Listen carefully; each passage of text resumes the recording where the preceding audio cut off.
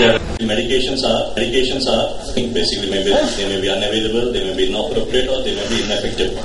So we know that these are the numerous glaucoma drainage devices available, but as Dr. Venkatesh has already mentioned, trabeculectomy still holds true for the last 45 to 60 years.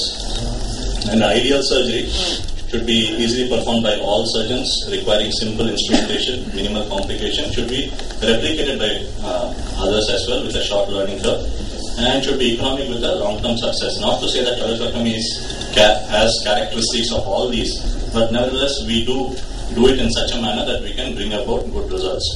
The problem occurs in certain situations, like this, where you require certain amount of augmentation of the trabeculectomy, juvenile open-angle glaucoma neophakia, high myopia. Inherently, the patients have a high propensity for developing complications, either intraoperative, immediate post-operative, or later on during their life. So, since you can augment it either using mitomycin C or collagen matrix, which is Ologen, we had started using this because over a long period of time we found that mitomycin C treated blebs were coming back for 10 years, 15 years later for bleb revisions. So we got the idea of using this, especially in young patients. So our indications are that we use it in those patients less than 40 years of age. It is an alternative to mitomycin C. It has an anti-scarring property without chemical inhibition, and results in a nice diffuse filtering blood with low intraocular pressure. It's biocompatible and it comes in a ready-to-use pack. So this is how it's done. You simply raise a scleral flap, cut the conjunctiva, raise a scleral flap, you do the ostium, you apply a loose suture, then you keep the Ologen sponge over the scleral flap, and then you close the conjunctiva. This is a limbus-based procedure, but I'll show you in the end a fornix-based procedure. So certain advantages are mentioned of Ologen over mitomycin C. Of course, not all of them hold true. The letters marked in red are really something which we should be concerned about, especially toxic to ciliary body and corneal endothelium, increased risk of infection, endophthalmitis, late complication, and you have to dispose mitomycin C properly. You cannot just throw away the vial. It has to be done in a proper manner. So these are the certain disadvantages of MMC. So Ologen doesn't have these. So since it's a sealed pack and it's biodegradable, and it has certain advantages like natural wound healing without mitomycin C, and a comparable success rate compared to mitomycin C. Biodegradable, and you don't have to prepare it. You just open the pack and use it. The only downside, I have to be candid here, is the cost. The MRP written on the pack is around 12,500, but to certain institutes who use it regularly, they do give it at a discounted rate. So these are the models which are available. We are more familiar using the 6 mm by 2 mm sponge. Some of us even split it and use it. If you don't want a very high bleb, you can split it and use it. It tears off very easily, and certain applications are thin conjunctiva. The same eye or the other eye having a failed trabeculectomy by pregnant women, thin sclera, damage in the conjunctiva, for example, buttonhole, and there are certain other uses for pterygium, scleral thinning, etc. So we had collected data of about 55 eyes of 55 patients who underwent Ologen implant between 2009-2011, and the mean age was, as I mentioned, we used it in the young age group. Mean preoperative IOP was 28 millimeters of mercury. The diagnosis, if you see, there must be early POAGs, juvenile open-angle glaucoma, secondary glaucomas were 25% approximately. We did use it in certain congenital and development glaucomas as well. From the baseline of 28, at 6 months, the intraocular pressure reduced by 54%, at 12 months 55%, and 18 months 50%. 24 months in data is little skewed because not all the patients came back for follow-up. And the complete success at the end of 2 years, or you could say 1 year, was 94%. At the end of 2 years, again 94%. But provided, I have to mention that not all the patients came back for follow-up. Hypotonia without choroidal detachment occurred, which was self-limiting in 2 patients. And hypotonia with a shallow peripheral choroidal detachment was 1 patient. Hyphema occurred in about 3 patients. So this is the pre-op and post-op IOP comparison.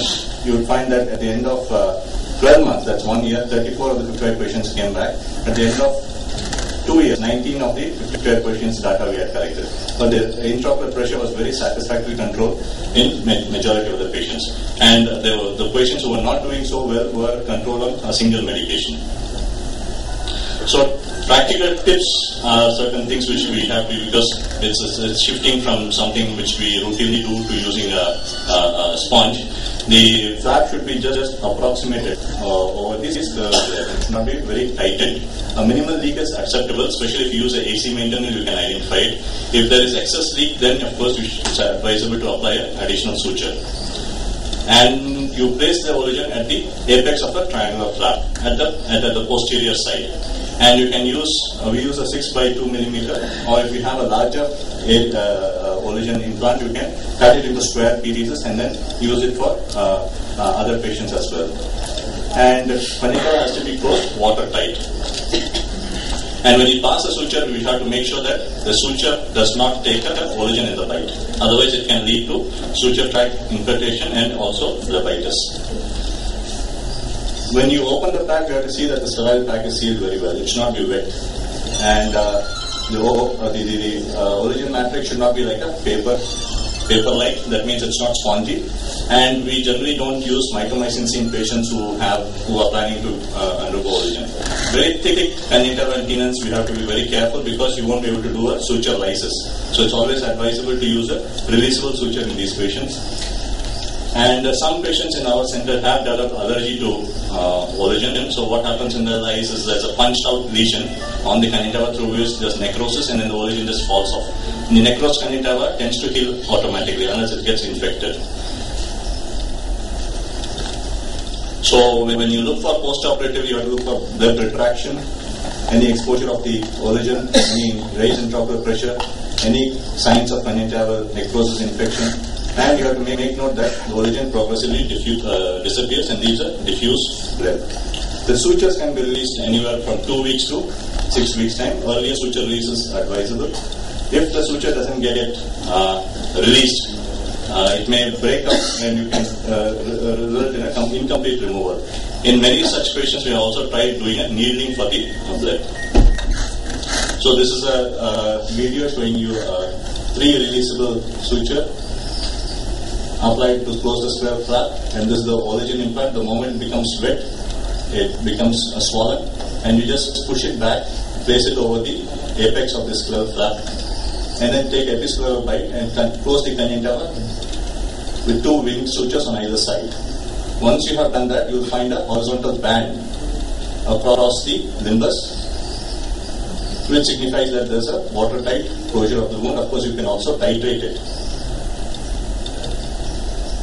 So certain indications which we have adopted for use of Ologen are juvenile open-angle glaucoma, patients with aniridia, developmental glaucomas, other eye of patients with mitomycin C complication, young patients to avoid mitomycin C complication later on, patients with rheumatoid arthritis, and patients with glaucoma in aphakia home, mitomycin C infused trabeculectomy could be a little risky because of severe hypotonia that can be caused. The Ologen acts as a buttress, so it doesn't allow the aqueous to come out very quickly, so it acts as a regulating feature. So, glaucoma, we have started using this basically to individualize the treatment of glaucoma surgery to individual patients. The only downside is it is slightly expensive, but if you look at the cost over a period of 5, 10, 20 years, and the amount of the surgery which is being avoided in terms of depth, revision, and the future filter failure, then it can be considered in many patients. Thank you.